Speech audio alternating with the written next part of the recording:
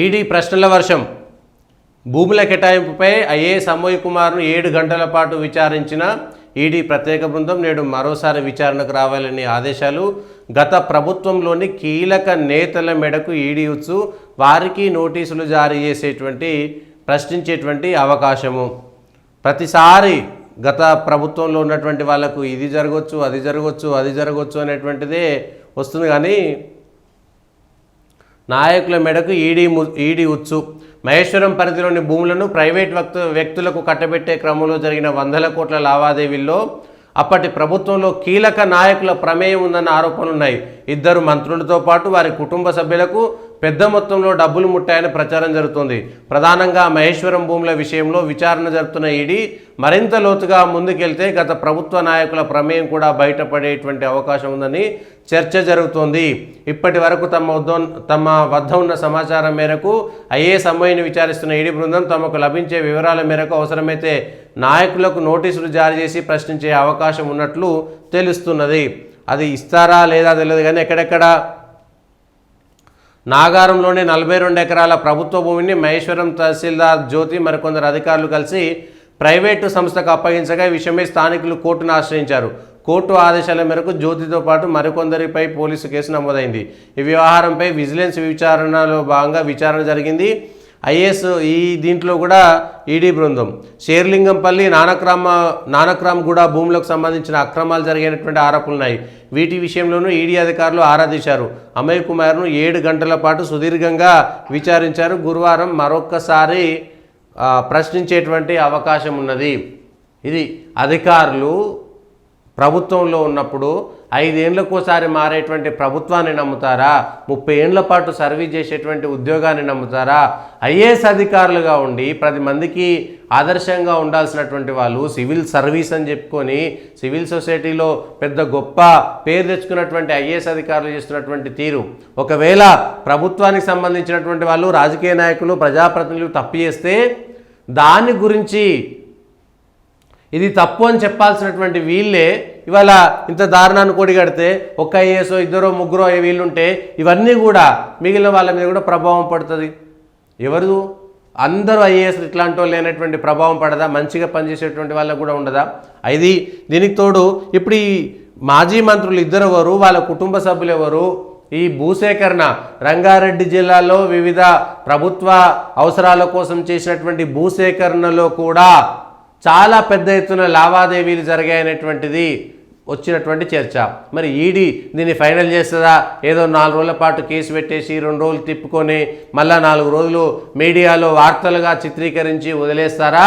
ఇది మొత్తం ఒక లాజికల్ ఎండ్కు తీసుకొచ్చి ఎవరు దొంగలెవరు, దొరలెవరు, ఎక్కడ జరిగింది, అన్యాయం ఎట్లా చేసిరు, తప్పు ఎట్లా చేసిరు, ఎంత సంపాదించుకున్నారు, ఎంత అవినీతి జరిగింది, రూపాయి జరిగినా 2 రూపాయలు జరిగినా నిబంధనలకు తూట్లు పొడిచింది ఎవరు, అధికారులు ఎవరు, రాజకీయ నాయకులు ఎవరు, ప్రభుత్వ ప్రతినిధులు ఎవరు, ఆ మాజీ మంత్రులు ఎవరు అనేటువంటి విషయాన్ని స్పష్టంగా బయటకు పెట్టకపోతే ఏదో విచారణ చేసాం అనుమానం ఉన్నది అని ఏం లేదని తెలిస్తే కథమిగా రంగారెడ్డి జిల్లాలో దీనికి సంబంధించినటువంటి ఫార్మాసిటీ భూములకు సంబంధించినటువంటి భూసేకరణలో కూడా ఇట్లాంటి తతంగమే జరిగిందనేటువంటిది వస్తున్నటువంటి న్యూస్.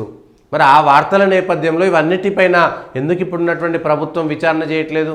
పూర్తి స్థాయి విచారణ ఇవాళ ఈడీ కేసు పెట్టి ఈడీ వచ్చింది, కానీ రాష్ట్ర ప్రభుత్వము గతంలో కేటాయించినటువంటి భూముల విషయంలో ఎందుకు స్పష్టమైనటువంటి శ్వేతపత్రం విడుదల చేయడం లేదు? ఎక్కడా తప్పు జరగలేదు, అంతా నిబంధనల ప్రకారమే జరిగిందని ఇప్పుడున్నటువంటి ప్రభుత్వం కూడా చెప్పదలుచుకున్నదా? మరి ఈ మంత్రులు ఎవరు? ఆ 2 మంత్రులు ఎవరు? ఆ 2 మంత్రులకు సంబంధించినటువంటి కుటుంబ సభ్యులు ఎవరు? అవి ఎక్కడి నుంచి ఎక్కడికి పోయినాయి? అందులో ఎవరున్నారు? A1లు A2లు, వాళ్ళకు సంబంధించినటువంటి కేసులలో ఉన్నటువంటి వాళ్ళు, ఏదో కియా కార్నివల్ కార్లో కట్టలు కోట్ల రూపాయలు ఇక్కడ నుంచి ఎల్బీ నగర్ నుంచి మియాపూర్కు, మియాపూర్ నుంచి ఎల్బీ నగర్కి బాగా డబ్బులు పోయాయి అనేటువంటిది కూడా, డబ్బుల తరలింపు, కోట్ల రూపాయల కట్టలు ఒక కారులో ఎల్బీ నగర్ నుంచి మియాపూర్కు, మియాపూర్ నుంచి ఎల్బీ నగర్కు, ఇంకొక మిగిలిన చోట్ల నుంచి వివిధ రాజకీయ నాయకులకు వెళ్ళినాయి అనేటువంటిది వస్తున్నటువంటి ఆరోపణ. 2 మాజీ మంత్రులు, వాళ్ళకు సంబంధించినటువంటి కుటుంబ సభ్యులు, వాళ్ళ అల్లుళ్ళు లేకపోతే కూతుర్లు లేకపోతే మేనల్లుళ్ళు, ఇట్లా అనేక మంది ఉన్నారనేటువంటిది వస్తున్నటువంటి ఆరోపణ. ఉన్నారా లేరా, అందులో అమయ్ కుమార్కు సంబంధించినటువంటి స్నేహితులు కూడా ఇందులో పాలు పంచుకున్నారా లేదా, ఈ అంశాలపైన స్పష్టత ఎందుకు ఇవ్వరు? ఇట్లా సగం సగం చెప్పాల్సినటువంటి అవసరం ఏంది?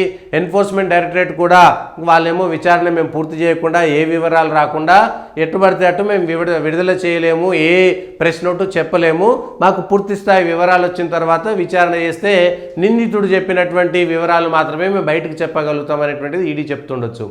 కానీ ఈ విషయంలో అమోయ్ కుమార్కు సంబంధించి ఏ రాజకీయ నాయకులు ఉన్నారు, ఏ రాజకీయ నాయకుల కుటుంబ సభ్యులు ఉన్నారు, ఆ మాజీ మంత్రులు ఎవరు, అది ఏ కుటుంబాలు అందులో పనిచేసినాయి, ఆ కుటుంబాలకు అమోయ్ కుమార్కు ఉన్నటువంటి సంబంధం ఏమిటి, ఎన్ని వందల కోట్ల రూపాయల భూములు చేతులు మారినాయి, అందులో ఎన్ని వందల కోట్ల రూపాయలు ఒకరికొకరు మార్చుకున్నారు, ఈ అంశాలు కూడా, ఎంత లిక్విడ్ క్యాష్ ఫ్లో జరిగింది, లిక్విడ్ క్యాష్ ఫ్లో జరగడానికి కూడా నిబంధనలకు అనుగుణంగానే జరగాలి.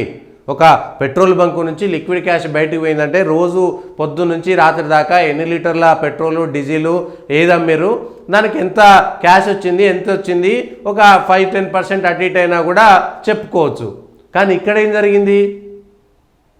ప్రతి విషయంలో కూడా అది క్లారిటీ రావాలి కదా.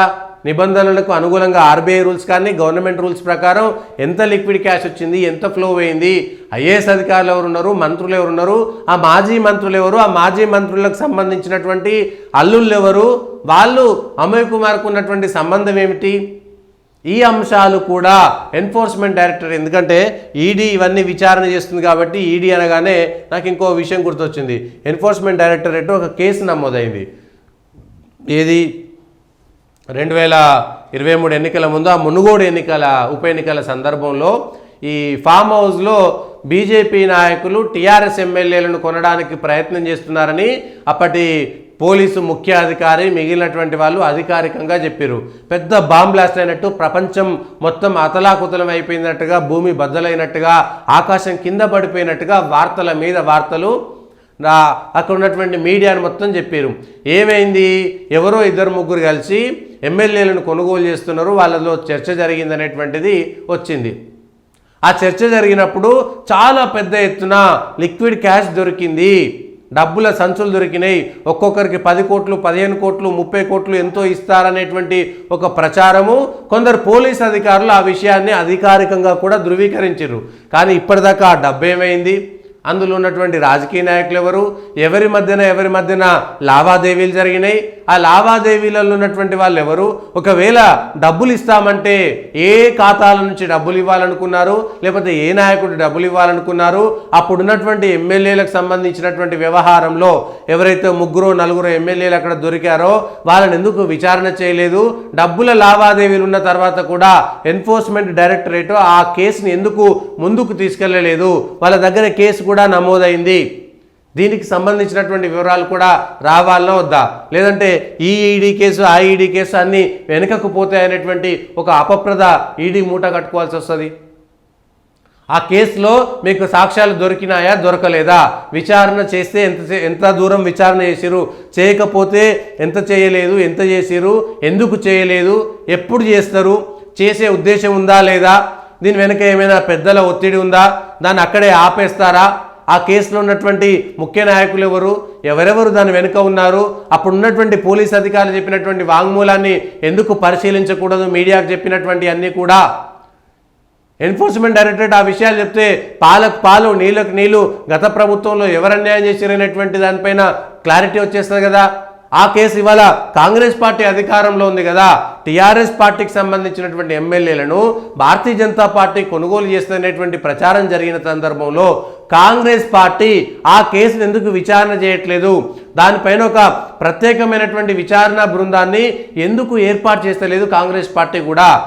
ఆ కేసు ఈడీలో ఉంటే ఉండొచ్చు, ఈడీలో ఉన్నంత మాత్రాన రాష్ట్రానికి సంబంధించినటువంటి పోలీసులు విచారణ చేయకూడదని ఏమీ రూల్ లేదు కదా, ఏం నిబంధన లేదు కదా. అట్లాంటి నిబంధన ఏమైనా ఉందా? ఈడీ కేసులో ఉంటే ఈ రాష్ట్రానికి సంబంధించినటువంటి కేసులు విచారణ చేయకూడదని.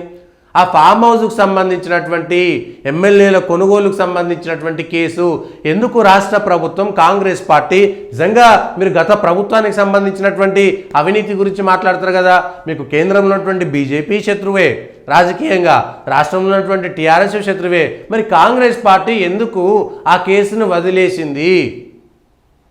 నిజంగా చిత్తశుద్ధి ఉంటే నిజాలు బయటకు వస్తాయి కదా. టీఆర్ఎస్లు అమ్ముకోవాలనుకున్నారా, బీజేపీలు కొనాలనుకున్నారా, లేదా ఒకవేళ టీఆర్ఎస్ఏ డ్రామా చేసి ఆ రోజు మునుగోడు ఉప ఎన్నిక కోసం ఇదంతా నాటకాలు చేసిందనేటువంటి పని చేస్తే అదైనా బయటపడుతుంది కదా, ఆ విషయమైనా జనాలకు వచ్చేస్తుంది కదా. లేదు బీజేపీ నిజంగా కొనుగోలు చేయాలని ప్రయత్నం చేస్తే ఆ విషయమైనా బయటకు చెప్పొచ్చు కదా. ఉన్నది కాంగ్రెస్ ప్రభుత్వమే కదా. మరి కాంగ్రెస్ ప్రభుత్వం ఈ విషయంలో ఎందుకు అలసత్వం చేస్తున్నది? ఈడీకి సంబంధించినటువంటి ప్రశ్నల వర్షము, ఈడీకి సంబంధించినటువంటి కేసులు ఇట్లా అనేకం పెండింగ్లో ఉన్నాయా లేవా? నాకు తెలిసినటువంటి కేసు, ప్రజల దృష్టిని ఆకర్షించినటువంటి కేసు, రాజకీయంగా బాగా చర్చకు వచ్చినటువంటి కేసు అయితే అదే. అట్లా మిగిలినటువంటి అనేక మంది నాయకుల మీద ఈడీ పోయింది. ఇవాళ పొంగులేటి శ్రీనివాసరెడ్డి వాళ్ళ మీద కూడా ఈడీ దాడులు జరిగినాయి. వాళ్ళ కొడుకు కూడా ఏదో అయిందని